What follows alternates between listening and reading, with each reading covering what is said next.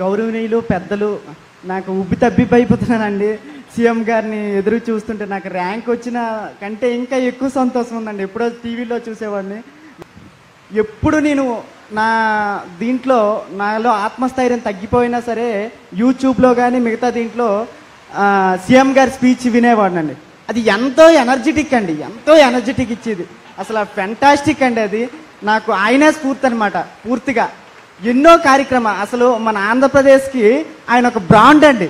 ఆయన ఉంటే ఇంకా పూర్తిగా నాకు అనిపిస్తుంటుంది, ఒక 30 ఏళ్ళు సీఎంగా మన సారే ఉంటే ఎంతో బాగుంటుంది అనేసి నాకు అనిపిస్తుంటుందండి. నిజంగా చాలా చాలా కార్యక్రమాలు అండి. ఉదాహరణ నుండి సెకండరీ ఇంటర్మీడియట్ వరకు పూర్తిగా గవర్నమెంట్ స్కూల్లోనే చదువుకున్నాను సార్. తెలుగు మీడియంలోనే చదువుకున్నాను సార్. డిగ్రీలో డిస్టెన్స్ ఎడ్యుకేషన్లో చదువుకున్నాను సార్. హుదూ తుఫాన్లో అసలు ఆయన చేసినది వండర్ అండి. అసలు అద్భుతం, మాటలు చెప్పడానికి చాలామండి. అటువంటిది ఒక చిన్న బస్సులో కూర్చొని ఎటువంటి ఇది లేకుండా పగలు రాత్రి అందులోనే గడిపి ఆయన స్వయంగా రంపం పట్టుకొని చెట్లు అవన్నీ కోసం అసలు అద్భుతం అండి. అప్పుడు ఒకసారి చిన్న విషయం మీద నేను సెక్రటేరియట్కి వెళ్తే అక్కడ సెక్యూరిటీని అడిగితే సార్ అంటే ఉదయాన 7:30 ఆ టైంకి క్యారేజ్ పట్టుకొని వచ్చారంటండి. మళ్ళీ రాత్రి 10:30కి ఇంటికి వెళ్ళారండి.